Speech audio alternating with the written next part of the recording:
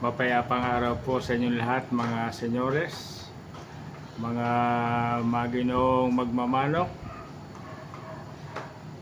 Magbibigay lang po ako ng konting tips o diskarte sa nauuso po ngayon na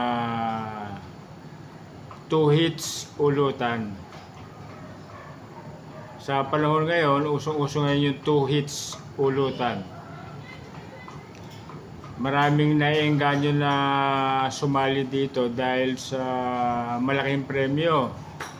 Merong mga cockpit arena na nagbibigay ng premyo na 1 million, 800,000, 600,000.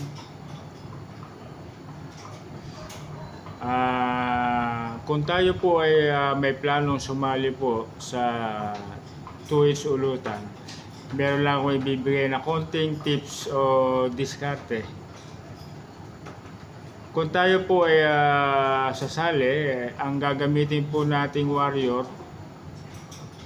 yung matatangkad o malalaki, yung tinatawag na high station.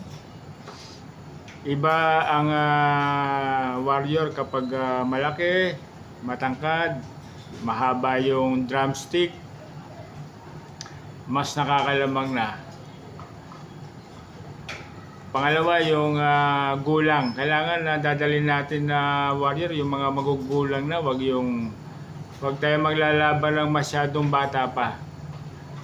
Kailangan yung mas magulang na, yung magulang na. Pangatlo, yung tinatawag na deadly accuracy. Kailangan mapalabas natin sa warrior natin yun, yung deadly accuracy. Kasi merong mga warrior na pag pumalo parang pigil pumalo, parang walang impact.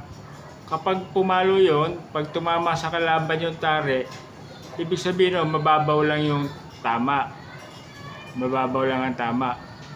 Kaya kailangan i-develop natin yung tinatawag na deadly accuracy, yung killer instinct. Kailangan mapalabas natin yung tinatawag na killer instinct sa ating mga warrior. Iba kasi pag sinanay natin sila na merong killer instinct, mapapalabas natin yan during mental conditioning mental conditioning, mapapalabas natin yung killer instinct. Kailangan meron silang tinatawag na deadly accuracy. Kasi pag merong killer instinct ang ating mga manok, segundo lang tapos na ang laban.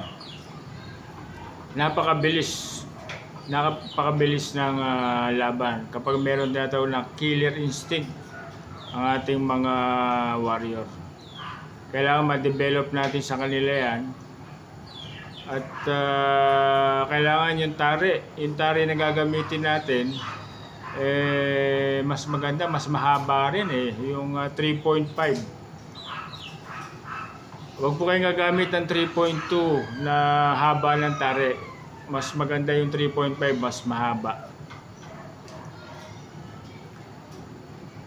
At bukod ron, kailangan talaga nasa kondisyon ng ating mga ilalaban. Kailangan talaga yung selection, yung selection process natin, kailangan maayos. At iba pa rin kasi yung selection process Mas mapipili natin ng maayos yung ating mga warrior na ilalaban. Tsaka kailangan naka-mindset na sa kanila na talagang sila warrior. Kumbaga, kilalanin natin yung ating mga warrior. Kasi merong mga warrior na may laban na angat, may laban na sa ilalim lang ang laban, meron naman agresibo, meron na mga naghihintay lang, nag-aabang lang bago tumira. Kaya napaka-importante na kilalanin natin ang ating mga warrior. hanggang dito na lang po mga senyores, mga maginong bumamanok. Ay, meron nga palang nagpapa-shoutout. Meron tayong subscriber na nagpapa-shoutout. Shoutout sa iyo, Boss James Locsin, na naka-base na po sa Canada. At si Boss Robert Artiaga, naka-base naman ito sa New Zealand. Shoutout po sa inyo mga aking mga subscriber, aking mga follower. Maraming salamat po sa inyong suporta. Hanggang dito na lang po.